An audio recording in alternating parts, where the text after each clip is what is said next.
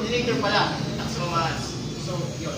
Same din with Teacher Oben. Kasi si Sir Oben, siya junior high school coordinator dahil siya ay master.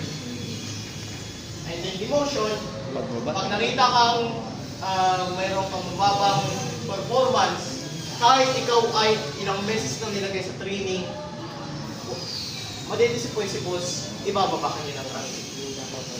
Pagpalagay na sa McDo, reporters, pagpalagay na sa McDo, ang mga anong hierarchy doon, meron tayong crew, meron tayong branch manager, meron tayong district manager, kasi district, pag sinabing yung district of Quezon, and then we have the top managers. Pagpalagay na kay district manager, nakulangan yung iyong performance, nakulangan sila, binaba ka nila as branch manager. Pinalagay ka na lang nila doon kasi merong mas magaling sa'yo na hindi mo kayang kapatan. Ano? And in some cases, demotion can also be the means of termination. Pag hindi namin talaga yung ina-expect sa'yo na performance. Ika po. Apo. Next. And then separation. Please read everyone. This can be resignation, which is voluntary separation, or termination, which is voluntary separation. Retirement is also a form of voluntary separation. The three types of separation include voluntary, involuntary, and Okay. So from the word itself, may mga pag-explain ba kung anong explain ng separation? Iniwalay. In what way? voluntary, involuntary. Ideas. Go.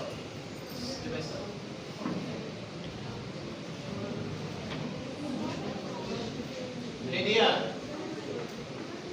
Ano na? Retirement. Wala? Okay. Pag sinabing separation, ano nga yung 7th step natin? Training. Ano? Training. Balik natin. Our 7th step was wait, no. Ayan, transfer, promotion, and demotion. Pag ikaw ay nag-perform hanggang sa tumanda ka na, or example lang to, tumanda ka na, hindi mo na kaya mag-retire ka na, that is what we call voluntary separation. Ikaw na yung aalis sa company kasi matanda ka na. Doon pumapasok yung voluntary separation. Pag sinabing separation, yun yung aalis ka sa kumpanya. So meron po tayo 3 types, voluntary, involuntary, and mutual separation. Sinabing voluntary, kusa kang umalis. Pagpalagay ng future. Ako, nag-work ako sa SGB accounting firm. Gusto kong mag-ibang bansa para mas finance yung skills ko. So, magpapasa ako ng resignation letter. Tapos, may ibang bansa na ako. Please. But in a formal way, huwag yun. Mabastos pa yun. Pag na-design ko, ganun talaga. Pag magre-resign ka sa isang kumpanya, that should be in a formal way, nakapapel. Pag sinabing involuntary separation, ayaw mong umalis, tinanggal ka. Bakit? Na-terminate ka. Pinatalis ka na sa trabaho. Si Bibi Sara, this is for educational purposes only. Baka man hindi pa natutuloy, mayroong intent na pagpapanalisik sa kanya. Nagkaroon ng, ano ay tinatawag doon? Impeachment. Ayaw naman yung umalis sa pwesto. Nagkaroon ng involuntary separation from the position of the high positions in the Philippines. Voluntary separation, pagpalagay natin si Romualdez. Kung kayo'y nanonood ng balita, or kung kayo'y para TikTok lang sa bahay, Speaker Romualdez from the highest position in the House of Representatives voluntary resigned as House of Representatives back in this September. So that will be an example of voluntary separation. Kusa siyang umalis. And then lastly, ano po yung mutual separation? Pag sinabing mutual separation, both kayo ay nag-agree. Ano po? both kayo ay nag-agree sa pagre-resign mo or pag-separate mo. So, mali pala, dito pala guys, pumapasok yung retirement. Yung nagpaalam ka kay boss na magre-retire ka na, alis ka ng ano. So, si bossing, wala magagawa kasi Matanda ka na, 60 ka na, hindi mo na kaya magtrabaho. So, nagkaroon ng agreement sa inyong dalawa. Kaya nga nang sabi ni Herbert Mayor, mahalaga ay mayroon kayong agreement from manager to subordinate para magkaroon ng isang magandang organization. Naintindihan? Yes, sir. So, naman pag sinabing mutual, pag sinabing voluntary, Usa. pag sinabing involuntary, Hindi mo gusto. pag mutual, Parehas nag-agree. and then, Kana. ayan, causes of resignation. Please read. Work policies. Work policies. Umalis ka dahil sa pulisiya. Ano ba? Ayan, ito. Work policy. Nakapasok ka sa isang kumpanya. Nalaman mo na bawal gawin ay ang mga may tattoo. Patay. Patay tayo dyan. Pag nahuli, yari ka. So, umalis ka na sa company. Dahil work policies. Siguro hindi mo nagustuhan yung mga policies, yung papasok ka ng ganitong oras, ganito, hindi mo nagustuhan dahil hindi kaya ng powers mo. Hindi nyo. Next. Interpersonal work relationship. Nagkaroon ka ng kagalit sa co-employee mo. Nag-aalit ka, ayaw mo siya makikita, ayaw mo siya mapapakinggan ng salita, ayaw mo. So, anong ginawa mo? Lumayas ka na lang. Nag-resign ka na. Sorry. In an informal way, nag-resign ka na. Next! Working condition. Sino ba naman ang hindi magre-resign kung hindi ka nagtatrabaho 10 p.m. to 1 a.m. in the morning? Diba? Yung mga hard laborers, mga nagmimina, yung mga yung nagtsatsaga lang, yung mga yung may mapakain lang sa pamilya. Yung mga nagmimina ng, I think yung parang mga minerals na may masamang epekto sa kalusugan. Yun, extreme working condition. Or kaya naman, yun nga, from yung mga nag-work from 10 to 10, mga ganun, yung mga conditions na hindi nila kaya. And next, Status. Malamang naman na kayo magturo pa as teacher kung ikaw naman ay public school district supervisor. Diba? Malamang naman na ikaw ay mag-example kayo guys. Status. Give me an example. Status. Dahil sa status. Estado ng buhay. Ito. Malamang naman si manager ay makita mo pa nagatinda, nagalampasok. Diba? Sa school setting, malamang naman si principal ay pagtutuloy ninyo ay si principal ay maraming ginamit sa office. And the last, job security. Sino namang magtatrabaho kung alam mong pupunta sa alanganin? Diba? Yung mga nag-i-illegal dyan, alam mo naman. Mga may kumisa yun.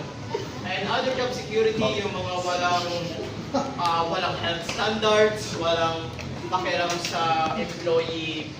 Yung ano nga yung theory nun, yung kay Frederick Taylor ba yun? Yung kailangan ng rest? Ata, yun.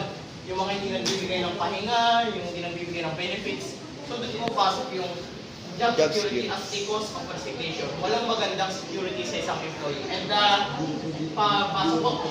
Last. It is a standard operating procedures to conduct an exit interview for the employees. The purpose of the interview is to find out the reason for their resignation. Ayan. Hindi naman pwedeng kayo magre-resign ng basta-basta lamang.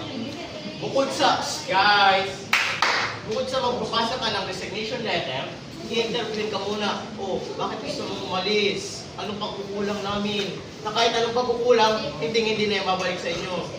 So, yun. Ano ba? Inaalam kung ano yung pagkukulang ng company, kung saan yung mas pwede pa nilang i-enhance para sa susunod ay wala nang umalis na employee, mga ganon. So, gets di ba? Yes So, po. kung ano mga job security ang pwede pa nilang pagandahin, yung mga work ethics, yung mga employee attitudes, and so on and so forth. And that is all for my part of our staffing report. Thank you all for listening. And then, for the lesson 1 of the second book, we have the definition and nature of staffing. And nandito rin po yung nakapaloob sa human resource planning. So, which is the first step? So, recapin muna natin ano po yung first step natin? Staffing. Human resource planning. Human resource Ulit, ano planning. yung number 1? Human resource Next planning. step. Recruiting. Next step. Selecting. Next step. Next. Lima na yun, di ba? Opo. Next. Okay, next.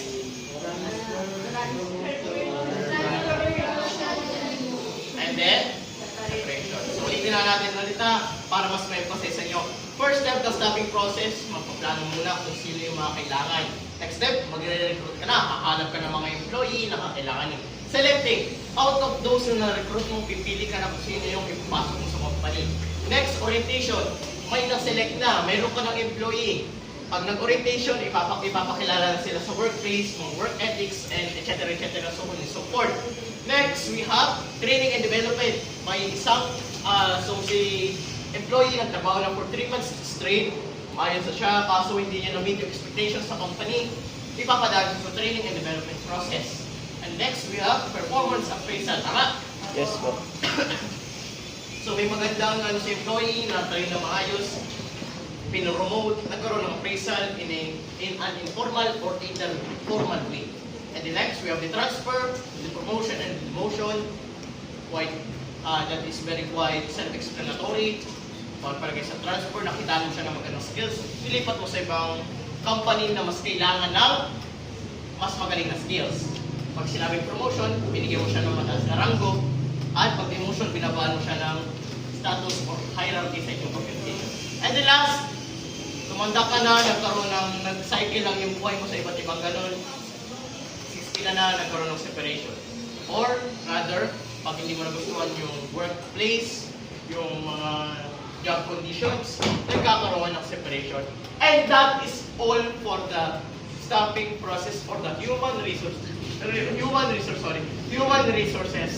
management process. So, thank you. Then, so for our lesson 1, we have definition and nature of staffing will be discussed by Ms. Marcela. So, Definition and nature of staffing. Ms. Madre, can you read this? Nagdidikit ka pa dyan.